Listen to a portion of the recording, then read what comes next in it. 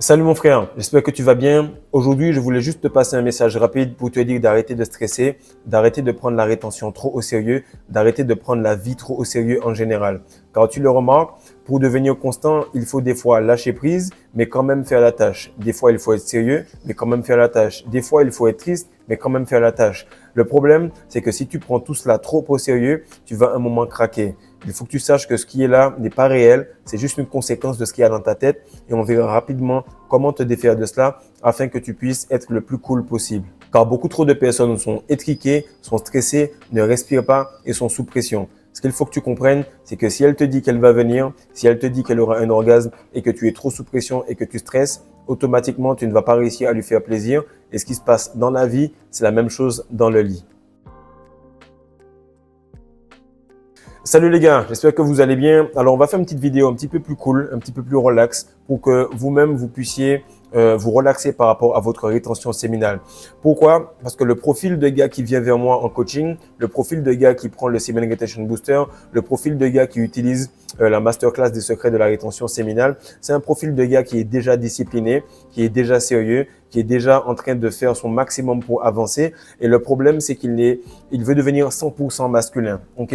Actuellement, mon frère, tu n'es pas à 100% masculin. Comme le yin et le yang, tu es à 80% masculin et donc tu es à 20% féminin. Elle est à 80% féminine et à 20% masculine. Donc, il lui faut un peu de discipline et puis kiffer la vie, kiffer le moment. Toi, il te faut beaucoup de discipline et puis un petit peu kiffer le moment. Si tu restes tout le temps sérieux, tout le temps solide, tout le temps stoïque, à un moment, tu vas exploser. Et c'est ce qui arrive lorsque les gens pratiquent la sexualité. Ils sont tout le temps solides, ils sont tout le temps sérieux. Et à un certain moment, ils explosent. Donc, il faut que tu comprennes que si l'énergie, si la frustration, si tout ce que tu fais n'arrive pas à circuler dans un côté un peu jovial, tu vas finir par perdre la vie à cela. Et ce qui m'a donné envie de faire cette vidéo-là, c'est tout simplement un passage de Dragon Ball Z qui est tout simplement basé sur la rétention séminale.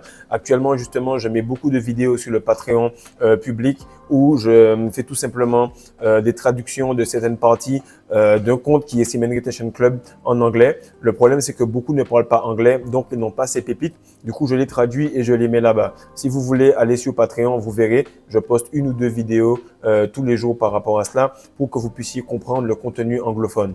Et ce qui se passe, c'est que dans Dragon Ball Z, il y a deux personnages principaux, on va dire, mais le personnage principal en réalité, c'est Son Goku. L'autre personnage, c'est Vegeta. Et tu vas remarquer tout le temps que Vegeta s'entraîne énormément. Il est très masculin, très agressif, très puissant, mais tu sens qu'il y a quelque chose qui bloque. Et ça bloque pourquoi? Parce qu'il pense que pour atteindre le dernier niveau, pour arriver au niveau de Kakarot, comme il l'appelle en anglais, ou de Son Goku en français, c'est tout simplement le fait que il est trop dans le stress. Et lorsque tu es trop dans le stress, tu n'arrives pas à atteindre ton plein potentiel. Parce que la femme, elle va connecter avec le gars qui est un petit peu attaché à sa partie féminine, avec le gars qui est capable d'être un peu cool. Et tu vas comprendre un petit peu que cette part de lâcher prise, c'est ce qui te manque exactement pour passer au next step. Tu as peur de perdre ton essence, donc tu la perds. Tu as peur de ne pas pouvoir progresser, du coup tu ne chilles pas, ton système nerveux est brûlé, tu n'arrives pas à être constant. Tu veux être constant, mais il faut que tu comprennes que moi qui suis devant toi, je suis constant, mais je suis pas tout le temps en train d'être à fond. Donc des moments ça va être un peu moins, des moments ça va être un peu plus. L'essentiel est d'aller faire la tâche pour imprégner un peu plus la réalité, mais je vais pas tout le temps être à 100%. Sinon je vais exploser. Donc ta rétention, elle est là, il n'y a pas de problème. Ta nutrition, elle est là, il n'y a pas de problème, mais tu tends vers l'excellence à mesure que le temps passe. Et c'est pas un problème si un jour tu craques, c'est pas un problème si un jour tu relâches. Ne te compare pas au gars qui est au niveau 100 alors que tu démarres au niveau 1. Car le gars qui est au niveau 100, il a échoué, il a craqué et il a compris dans le lâcher prise comment il fallait relaxer pour ne pas craquer justement. Et ce que tu comprends, c'est que plus tu te retiens, plus tu crées de force spirituelle. Plus tu te retiens, plus tu es tout simplement en train de monter en vibration. Lorsque tu montes en vibration, tu te rends compte que la vidéo qu'on est en train de faire là, le fait que tu l'écoutes, les problèmes que tu as au travail, les problèmes que tu as avec tes proches, l'ambiance et l'énergie que tu mets dans une pièce lorsque tu arrives, tout cela découle du spirituel. Donc, ce que tu vois en réalité, ce n'est qu'une conséquence. C'est tout simplement l'écran du jeu vidéo, mais toi, tu es aux manettes dans le spirituel. Donc, lorsque tu prends le jeu comme étant trop sérieux, tu es en train de péter un câble dans un endroit où tout est déjà fait. Alors que toi, tu peux manifester quelque chose de complètement différent. Et tu vas voir que le combattant qui prend cela comme un jeu, il arrive à apprendre beaucoup plus. Les prédateurs qui s'amusent beaucoup plus sont les prédateurs qui sont les plus forts et ils arrivent à tuer plus de proies. Pourquoi? Parce que dans le jeu, ton cerveau arrive à imprégner plus d'informations. Dans le jeu, tu peux aller un peu plus loin. Dans le jeu, tu peux apprendre de manière à ne pas stresser si l'issue n'est pas correcte parce que de toutes les façons, c'est un jeu. Et ceux qui le comprennent bien sont ceux qui arrivent à voir toutes les subtilités de la rétention séminale, toutes les subtilités de la féminité. J'ai encore fait une vidéo sur Patreon qui expliquait comment être un bon coup. Frère, être un bon coup, c'est comprendre que tu vas être avec la meuf, vous allez passer un bon moment, tu vas faire un show, tu vas lui montrer la puissance de ton énergie, la puissance de ton bangala. Elle va te montrer comment elle est profonde, elle est douce et vous allez tout simplement faire un show. Mais rien de tout cela ne peut être au maximum si vous êtes trop crispé, si vous êtes trop sérieux. Donc, il est très important que toi qui viens d'un background complètement religieux pour la plupart, qui ensuite monte dans le côté spirituel, puis ensuite comprend que ce sont des énergies, puis ensuite comprend que c'est tout simplement des couches de compréhension du karma, etc. Et lorsque tu commences à progresser, tu vois que plus tu es relax, plus tu es chill, le plus tu es létal. Un homme qui est détendu, mais qui est en rétention, est un homme dangereux. Un homme qui est stressé, qui est en manque mode dans sa maison, il n'impacte rien du tout. Donc, sors, amuse-toi, essaye de prendre goût à la vie afin que tu puisses devenir le boss du jeu. Et c'est en jouant justement qu'on comprend les règles et c'est en jouant qu'on arrive à se relaxer et à se détendre. Donc, premier point que je veux que tu comprennes, c'est que entre Vegeta et Son Goku, c'était pas un niveau de force, c'était pas un niveau d'entraînement, c'était un niveau de compréhension du jeu. Et celui qui a joué le plus longtemps a compris comment maîtriser le jeu. La deuxième chose que tu dois remarquer, c'est que Son Goku, il ne souffrait jamais réellement. Il pouvait souffrir par rapport à la douleur physique, mais même dans cette douleur-là, il kiffait le moment. Et ça m'a fait tilt lorsque je sortais de l'entraînement. Et mon papa, tout le temps, il demande, ça va bien, ça va bien, ça va bien, ça va bien, est-ce que ça va? Comme s'il est un peu stressé. Mais en réalité, mon frère, ça va toujours bien. Même si j'ai fait un accident de la route et que c'est chaud, ça va toujours bien. Pourquoi? Parce que mon esprit comprend que peu importe ce qui se passe, le king, le boss, Dieu qui est au-dessus de ma tête, l'univers est tout simplement en train de me faire passer des épreuves. Mais jamais je vais paniquer et stresser parce que je joue tout simplement à GTA 6. Je sais que c'est un jeu. Je me demande qu'est-ce que mon joueur doit améliorer pour progresser. Est-ce qu'il doit prendre la masterclass des secrets de la rétention pour réussir à tenir 3 à 6 mois facilement et faire de la rétention son mode de vie? Ou est-ce qu'il doit aller sur Patreon pour comprendre le sexe tantrique et faire gicler sa meuf correctement? Ou est-ce qu'il doit tout simplement venir en coaching afin qu'on puisse bosser la vente, l'entrepreneuriat, la prise de parole en public, etc. Donc, lorsque tu comprends cela, tu vois tout simplement que tu es dans un jeu, tu dois penser comme qu'est-ce que je dois améliorer, qu'est-ce que je dois faire. Et si je souffre actuellement, c'est que j'ai pas compris quelque chose. Mais si tu souffres, c'est parce qu'il y a une information que tu dois ingérer, mieux comprendre, mieux retransmettre pour pouvoir passer au next step. Et ça, c'est quelque chose que Son Goku a très bien compris. Tu le vois jamais souffrir réellement.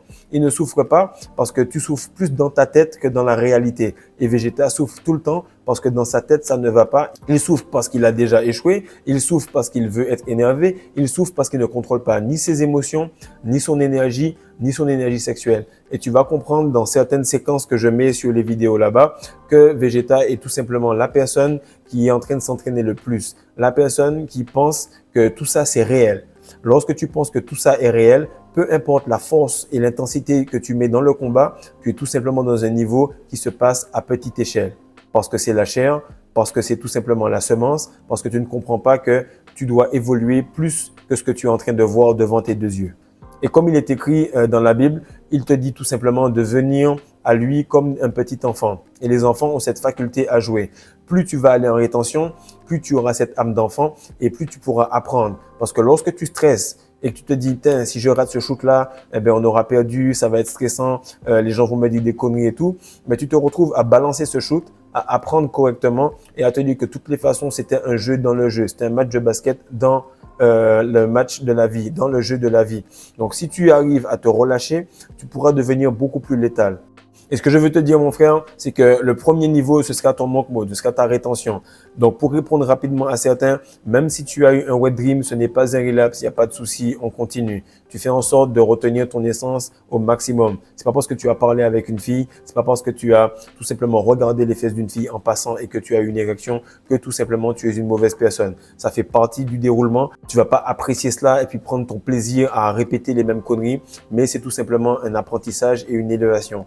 Lorsque Lorsque tu vas aller dans la chambre avec ta meuf, tu es là pour jouer. Plus tu vas jouer, plus ça va être amusant, plus il va ressortir d'informations de cela. Mais si tu es guindé et que tu as peur du résultat, que tu as peur qu'elle ne vienne pas, que tu as peur de perdre ton essence, automatiquement, tu vas rester dans le même chemin. Métro, boulot, dodo. Au lieu de t'amuser, faire de l'entrepreneuriat, comprendre un petit peu le jeu. Et lorsque tu arrives à sortir de ce stress du résultat, tu deviens imprévisible parce que justement, tu appuies un peu sur tous les boutons. Actuellement, pourquoi j'ai autant d'expérience dans la rétention? C'est parce que j'ai appuyé sur tous les boutons. Je ne suis pas allé au maximum, j'ai géré cela à 7 ou 8 en termes de pression afin de pouvoir garder mon essence, afin de pouvoir faire du journaling, afin de pouvoir comprendre un petit peu les choses sans perdre mon essence. Et à partir de là, cela m'a donné une grande expérience. Comprends bien, ce qui t'a aidé à arriver là où tu es n'est pas ce qui va t'aider à aller au next step. Et ça, je parle à tous les gars qui sont à 1 an et demi, 2 ans de rétention. Ce qui vous a permis de devenir fort en rétention séminale, c'est un certain set d'habitudes. C'est un certain nombre d'habitudes qui sont basées sur la discipline, la rigueur, la constance, l'intensité et la longévité. Mais ce qui arrive, c'est que pour passer au next step, pour gérer la meuf, pour arriver à avoir un orgasme sec, il faut tout simplement lâcher prise et aller dans le côté qui est un petit peu plus féminin. Donc, fais en sorte de relâcher un petit peu, respirer, souffler et comprendre que si tu es sur cette communauté-là, si tu es sur ce genre de vidéo, c'est que tu es déjà en train de gagner. Donc, respire mon frère, arrête de péter un câble juste parce que tu as fait un wet dream ou juste parce que tu as relapse ou juste parce que tu as fait une petite erreur à droite à gauche. C'est tout simplement pas à pas que tu vas progresser et c'est comme cela pour chaque jeu vidéo. Le problème, c'est que tu es dans le jeu vidéo et que tu ne comprends pas que multiverse, métaverse ou univers, c'est tout simplement une version de jeu vidéo. Le problème, c'est que tu es à l'intérieur de celui-ci et que tu prends les choses trop au sérieux. Donc, partage ça, mon frère, like, abonne-toi et surtout, prends le temps de te dire « Je suis sur le bon chemin ». Ce genre de pratique ne se fait pas par tout le monde. J'ai juste à continuer à jouer et à m'amuser et à un certain moment, je pourrai sortir de ce jeu-là pour enfin aborder un autre niveau et aller au next step. Peace.